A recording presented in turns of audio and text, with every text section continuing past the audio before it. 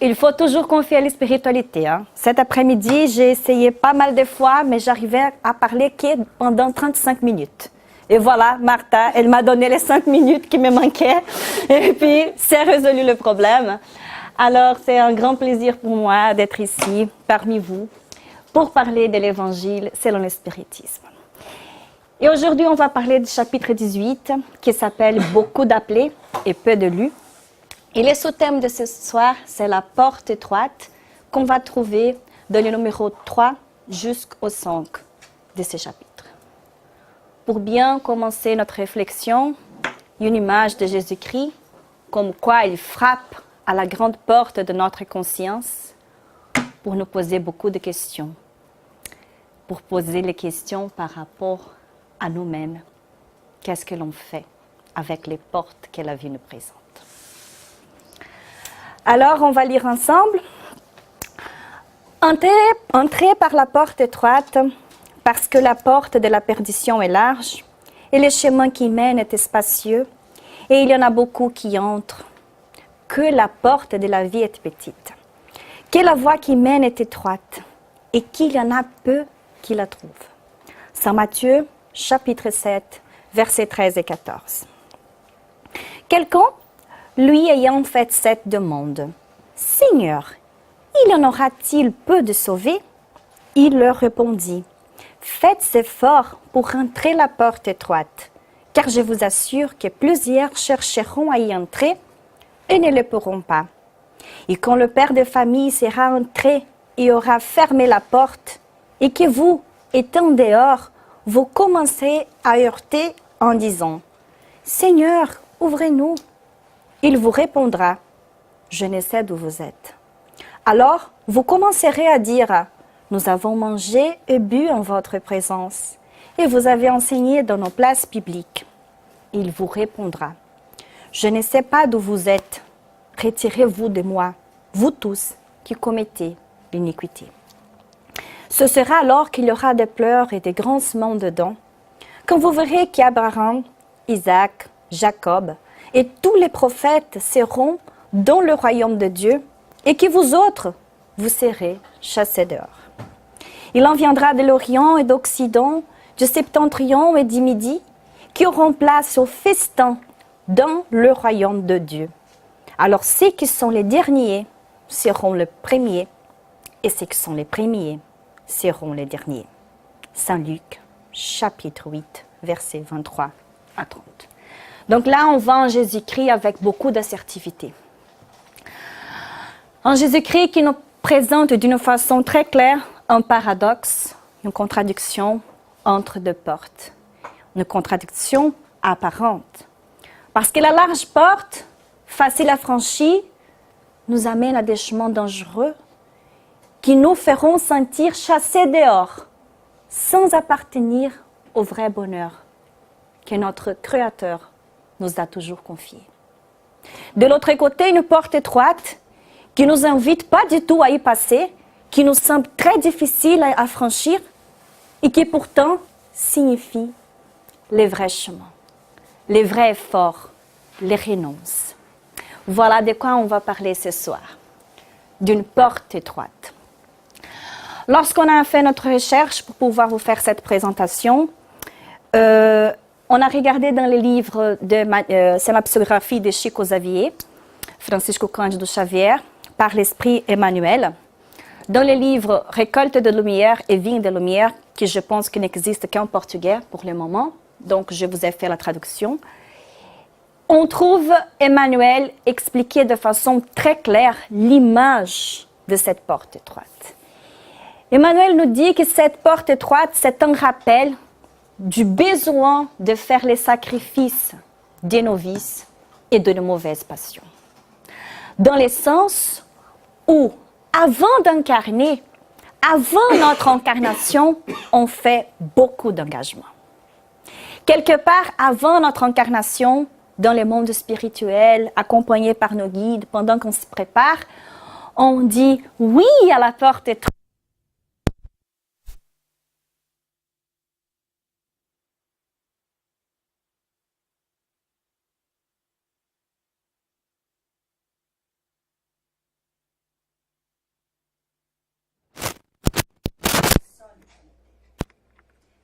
se rendre compte que la chose la plus importante, notre grande mission, notre grand engagement, c'est ce qu'on a fait avant de venir dans cette planète, c'est devenir une personne meilleure.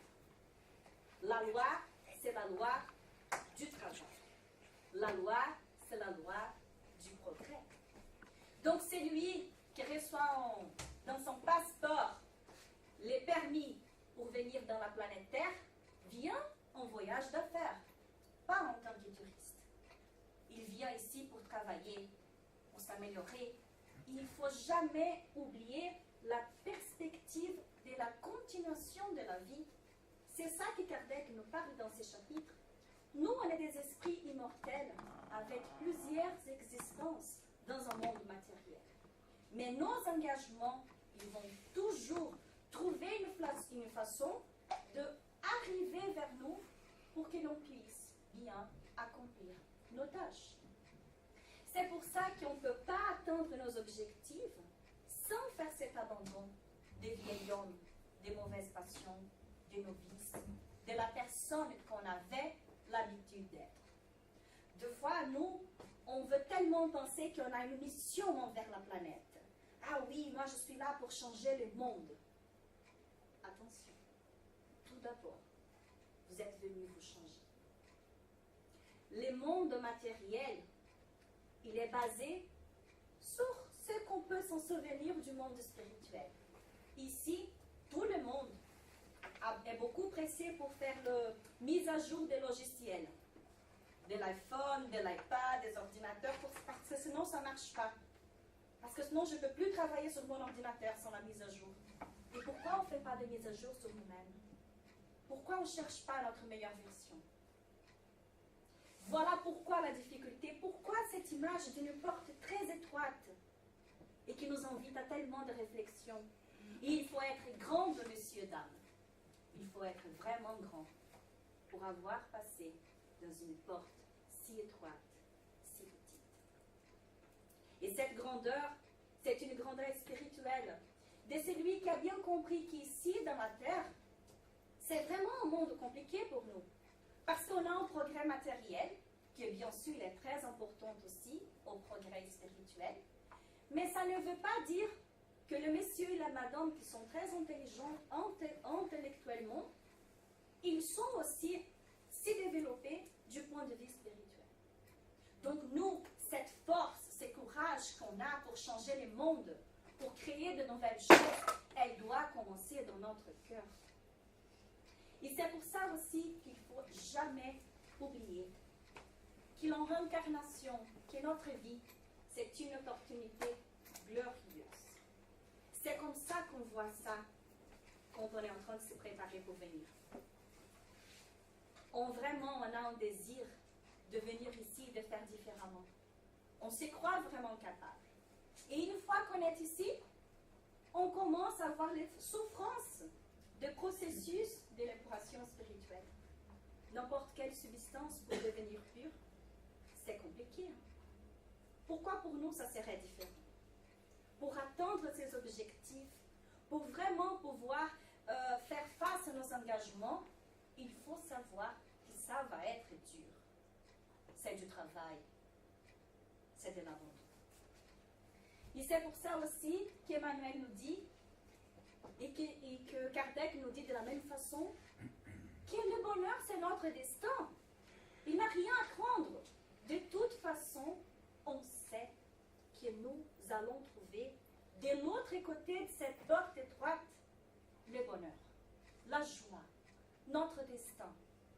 Parce que nous, on a créé avec toutes les possibilités de devenir des esprits purs, capables d'aimer de façon inconditionnelle. Ce qui se trouve, c'est qu'on est au milieu du chemin. On est en train de vivre les processus. On est en train de chercher les chemins qui nous amènent à cette porte étroite. Et voilà pourquoi on souffre. Et voilà pourquoi on refuse de souffrir. Parce que même nous, qui nous disons spirites, de temps en temps, on oublie que cette existence, elle passe comme ça. Mais les conséquences, elles ne vont pas nous oublier. Puis Emmanuel nous dit aussi quelque chose de très belle. Il nous dit, il ne faut jamais reculer devant les justes services. Si on recule, on perd du temps. Jésus-Christ il vient de parler, on a vu tout à l'heure, de la porte large de la perdition. Bien sûr, on peut penser, on peut concevoir la perdition comme les erreurs, les fautes, entre guillemets les péchés, pour utiliser un mot un peu biblique. Mais la perdition aussi, ça nous ramène à la perte du temps, à la perte de l'opportunité. Et pourquoi perdre cette opportunité? Pourquoi on fait ça? Pourquoi on décide? Parce que nous avons un libre arbitre. Nous pouvons choisir de ne pas perdre du temps. Nous pouvons choisir de faire ce que l'on doit faire. Parce que les lois divines, elles sont de notre conscience. Et on sait très bien quel est le bon chemin. En faisant aussi cette recherche sur la porte étroite, nous avons eu la joie de tomber sur un message de Bezerra de Menezes. Elle était en portugais. Cet message a été reçu par la médiumnité de Divaldo de Franco, un médium brésilien, pour ceux qui ne connaissent pas. Et lui, lors d'une conférence spirite, il a reçu un message sur l'histoire de la porte étroite. Et ce message est là en profondeur incroyable. Les mots, elles ont été très bien choisis. J'ai essayé de faire une traduction qui a gardé le maximum l'esprit de ces messages. Il commence comme ça. Jésus n'a pas vaincu le monde. Jésus a vaincu le monde des mauvaises passions. Ça, c'est très important pour nous. Parce que Jésus-Christ est notre maître, notre guide. Et personne sans doute qu'aux yeux du monde, il n'a pas été tout à fait accepté. Il a été crucifié. Un homme de 33 ans a été crucifié devant nos yeux, avec notre corps. Parce qu'il parlait de l'amour, de la charité, du pardon, du respect. Ça a été très révolutionnaire. Donc, bien sûr, le monde n'a pas accepté ça. Et jusqu'à maintenant, on n'accepte pas trop. Par contre, c'est ce qui a fait que Jésus-Christ a divisé l'histoire de l'humanité entre avant et après lui. C'est son exemple. C'est la vie qu'il a menée. Parce que lui, il est devenu lui-même l'évangile. La bonne nouvelle qu'il est venu nous apporter, il a vécu. Il a vaincu les mondes des mauvaises nations. Voilà les grands exemples parce qu'il nous a montré que c'est faisable, mais que ce n'est pas facile. Et bien sûr, il faut s'en débarrasser de nos mauvaises tendances. Parce que pour lui, un esprit d'une grandeur inimaginable, il fait ça avec naturalité. Nous, on fait ça, on fait beaucoup moins que ça et avec beaucoup de difficultés. Mais il nous a montré les chemins et à quel point c'est faisable. Non satisfait, Bezerra de Menezes, il continue. Il dit, aimer et payer les prix de l'amour. Alors l'amour, ça coûte. Il y a un prix. Parce que l'amour qu'on est invité à vivre, ce n'est pas n'importe quel amour. C'est l'amour inconditionnel. C'est l'amour qui va exiger de nous notre meilleure version. Libéré par l'amour, alors l'amour inconditionnel nous libère. On arrête de souffrir, on arrête avec les douleurs, avec des questions sans réponse. Libéré par l'amour, vous allez vous sentir sauvé. Vous regardez la porte étroite, c'est ce qui était chassé dehors. Tout d'un coup, on est dedans. Par les biais de l'amour, on est dedans. On prend place dans son festin au royaume de Dieu. Soutenu par quelqu'un qui vous offrira la main et vous dira avec un sourire. L'amour qui libère, l'amour qui nous soutient. La foi qui nous dit qu'on sait ce qu'on fait et on sait pourquoi on les fait. Et on sait pourquoi on les fait, parce qu'on sait où l'on veut arriver. Et lorsqu'on fait ça, Jésus-Christ, notre maître, notre guide, le gouverneur de cette planète lui-même, il va nous offrir la main et avec un sourire. On ne parle pas des grincements de dents, pas des larmes. Sourire, c'est le bonheur. Venez, vous avez déjà passé la porte étroite. Donc à ces moments-là, on n'a pas de doute. On a bien réussi à passer dans cette porte très difficile à franchir. Venez à la demeure de mon Père. Ces jours-là, vous saurez que l'adresse de Dieu vous sera parvenue au cœur. La beauté de cette phrase, c'est l'adresse de Dieu qui va venir dans notre cœur. C'est le royaume des cieux qui va être construit chez nous. On a toujours parlé de cette histoire des royaumes du ciel, des royaumes de Dieu. C'est un ouvrage qui va être construit dans notre cœur. Les jours où on franchit cette porte, cette adresse dédiée, notre GPS nous amène directement à cette communion avec notre Créateur. On est de nouveau en retour, on fait un grand retour à cet amour inconditionnel qu'on est venu ici chercher. Et si on n'a pas encore trouvé, c'est pas grave. C'est du bon signe si on continue à chercher. Le plus on trouve difficile de franchir cette porte étroite, le plus on est sur le bon chemin. Parce qu'on est en train de vaincre nos tendances. Et puis, cela étant, j'aimerais vous poser une question. Est-ce que vous trouvez que ça, c'est un peu difficile? Est-ce que ça allait vous apporter un peu de lumière si je vous donne un exemple? Si je vous raconte une petite histoire de quelqu'un qui a été connu et reconnu par Jésus-Christ comme capable de franchir cette porte. Qu'est-ce que vous en pensez? On s'arrête là, on continue. On continue. Vous croyez qu'on va voir la photo d'un homme ou d'une femme? Alors, levez les bras, ceux qui sont pour un homme. Un. Deux. Levez les bras, ceux qui sont pour une femme.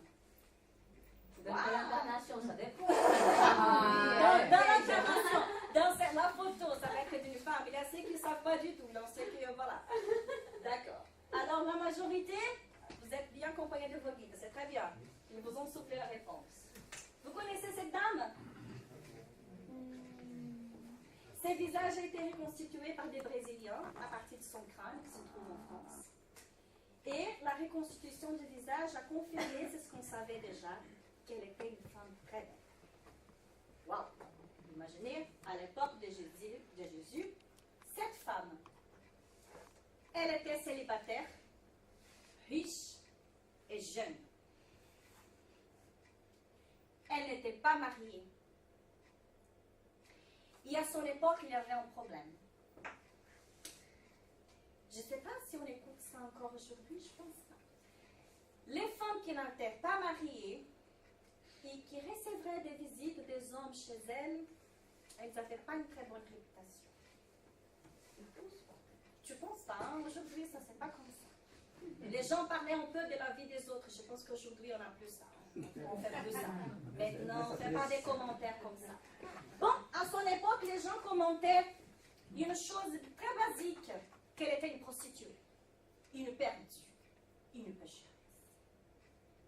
Et un jour, selon Umberto de Campos, dans les livres Bonne Nouvelle, et aussi selon l'évangile de Saint Luc, au chapitre 16, cette femme, dite pécheresse, a fait quelque chose qui a changé sa vie. Jésus-Christ, il a été invité pour manger chez un pharisien qui s'appelait Simon. Lorsqu'il est allé manger chez les pharisiens, une femme a rentré avec un vase plein d'albâtre. Elle s'est mise aux pieds de Jésus et elle a commencé à arroser les pieds de Jésus avec ses larmes, essuyer avec ses cheveux, a embrassé les pieds de Jésus et dit Rabbi. Rabbi, c'était le maître de la loi. Maître. Elle n'arrêtait pas d'adorer ses maîtres. Les pharisiens, qui aussi a fait un commentaire, je ne pense pas qu'on ferait ce genre de commentaire aujourd'hui, il voulait juste commenter, il ne voulait pas juger, il a parlé comme ça. Ouais. Celui-là, Jésus, il était un prophète. Il allait savoir quel genre de femme est en train de les toucher.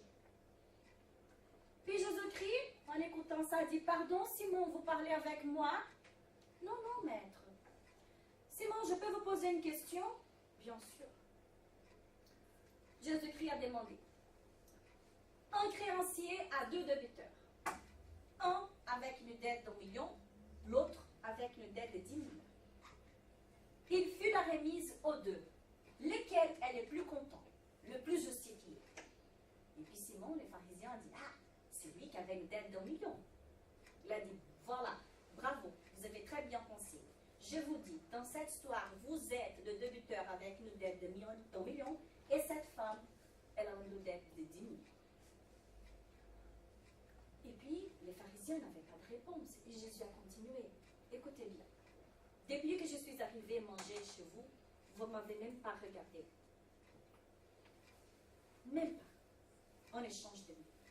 Depuis que cette femme elle est arrivée, elle m'a fait me donner de l'amour, d'être gentille avec moi. Alors pourquoi on peut dire que cette femme c'est une pécheresse? Qu'est-ce qu'elle vous a fait? Et tout le monde a commencé à se regarder en disant, c'est qui cet homme qui connaît même les femmes comme ça en profondeur? Même les femmes perdues. Ces jours-là, Madeleine, elle était touchée par une lumière qu'elle ne pouvait plus contrôler. Et elle est allée parler avec Jésus-Christ. Ces dialogues se trouvent dans le livre Bonne Nouvelle, il faut les lire, absolument. Et puis, elle a dit, maître, écoutez, vous êtes un rabbi, vous êtes un maître de la loi, j'aimerais, désormais, je ne veux plus la vie que j'ai parce que je suis une femme affamée, mais affamée de vrai amour. Je vais juste être une femme épanouie et je ne trouve pas.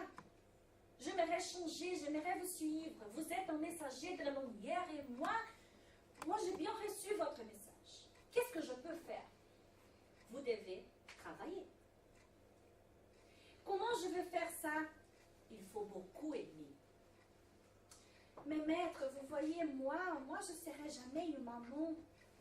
Je ne pourrai jamais avoir des enfants. C'est qui va se marier avec moi, avoir des enfants? Puis Jésus-Christ a dit, mais vous pouvez aimer les enfants des autres. Les enfants des autres, ils ont encore plus besoin de quelqu'un qui les aime. Vous devez chercher une façon de travailler. Et puis elle a réfléchi, elle a dit, oui d'accord, désormais je vais travailler avec les femmes qui sont pécheresses et perdues comme moi. Je vais apporter l'évangile pour toute cette femme. Et elle a commencé un travail. Les temps se passent. C'est dans la Bible, avec ses propres moyens, parce qu'elle était une femme, il y a son époque que les femmes, elles étaient normalement dépendantes de ses maris, mais là, avec ses propres moyens, parce qu'elle était riche, elle a commencé un travail magnifique avec les femmes dites pécheresses. Les temps se passent, même les apôtres, ils avaient très peur de rapprocher cette femme, et après avoir une réputation aussi douteuse. Cette femme, elle va revoir Jésus, parce qu'elle a un ressenti, elle a un présage que lui, il va partir bientôt. Puis il dit, maître, comment ça va se passer quand vous partez? Les apôtres, ils ne vont pas vouloir que je travaille avec eux. Qu'est-ce que je vais faire? Il faut continuer à travailler. Il faut que vous trouviez un travail, une façon d'aimer. Maître, Marie, il y a une porte très étroite. Il faut franchir cette porte. L'humanité, elle a vicié toutes les portes, elle a vicié toute l'opportunité. À chaque fois, vous n'arrivez pas à voir les opportunités qui vous sont présentées. Il faut que vous faites différemment. Puis la sortie de là-bas, elle était sûre qu'elle allait travailler. Et elle a continué à travailler avec tout le monde que personne ne voulait, elle voulait. Si inclus les lépreux. Cette femme, elle va commencer à travailler dans la vallée des lépreux. Avec des gens, elle va vivre avec eux et apporter des mots d'amour. Mais avant ça, le Christ va être crucifié, il va mourir. Et selon Haroldo Dutra Dias, une grande leçon derrière une leçon va arriver. Le Christ, il va apparaître. Il a choisi qui pour apparaître en premier? Cette femme. À la fois, Christ, il nous montre beaucoup de choses. D'abord, une femme. 2, dite pécheresse. 3, qui a changé d'avis. Qui s'est laissé toucher par cette lumière. Il n'a jamais reculé devant le juste service. 4, pour nous montrer que l'évangile, c'est pour tout le monde. N'importe qui a envie de recommencer peut recommencer n'importe où vous commencez. Cette femme va être la porte-parole de la continuation de la vie. Comme quoi Jésus-Christ a reconnu dans cette femme l'honneur de partager avec nous la certitude que la vie continue. Puis cette femme, même après ça, quand elle est cherchée les apôtres, ils ont dit non, vous ne pouvez pas travailler avec nous. Hein. Non, vous voulez travailler, vous travaillez, mais pas avec nous. Donc, elle n'avait pas de choix. Elle est allée à la vallée de lépreux jusqu'à ce qu'elle était atteinte de cette maladie. Et le beau visage de cette jeune femme a été tout à fait détruit par la lèpre.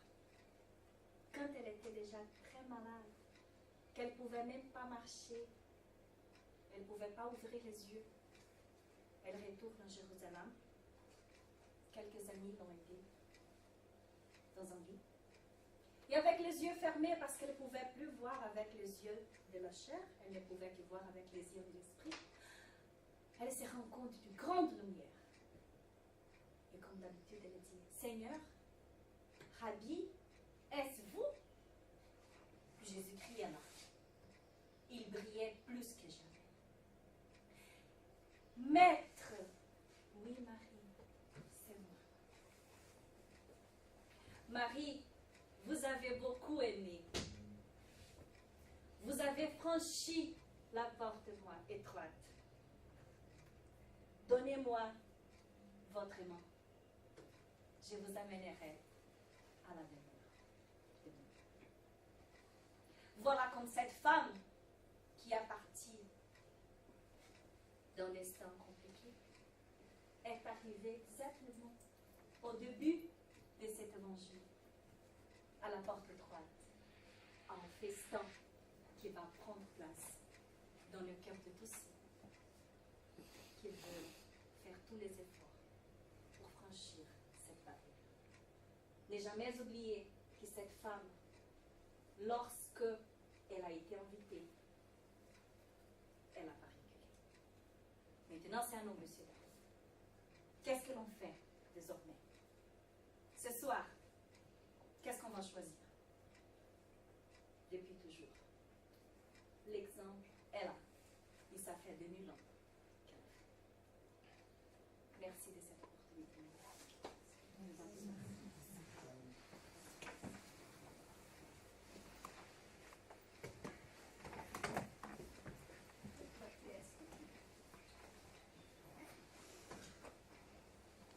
Je vous inviterai de vous asseoir d'une façon très confortable. Essayez de lever vos pensées jusqu'à notre Maître, Jésus. De sentir dans cette ambiance la présence de vos guides, des guides de cette maison qui travaillent avec Jésus. Et d'essayer de vous relier à notre Créateur. Gentiment, on va frapper une porte. Et la porte de notre conscience.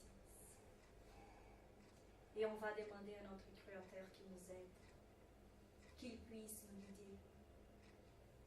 On va affirmer qu'on est sûr qu'on n'est jamais seul, mais qu'on a encore besoin d'aide. Aidez-nous, notre Père. Aidez-nous, Maître Jésus, que l'on puisse apprendre des leçons avec nos souffrances. Que notre douleur puisse nous apprendre à aimer, à respecter, à ne pas juger. Qu'une fois touchés par la lumière de l'Évangile, aussi nous, que nous puissions être capables de la grande transformation de notre esprit. Que lorsqu'on retourne à la demeure spirituelle, on puisse être fiers du travail qu'on a fait, de notre compromis avec les progrès. Père célestial, veuillez pardonner nos fautes, nos erreurs, tout en sachant que même avec des pas très petits et très précieux, on est de retour. Préparez notre place, on est de retour. Et quand on y arrivera, vous allez voir que vous avez bien sûr fait de nous faire confiance. On va aussi envoyer en pensée spéciale à tous ceux qui souffrent, les désespérés, nos frères suicides, nos frères homicides, tous ceux qui ont oublié, qui ont méprisé les lois divines, qu'ils puissent être touchés. À notre famille, à nos amis, on va penser et envoyer l'amour inconditionnel. Il y aurait soir. Merci de l'opportunité d'apprendre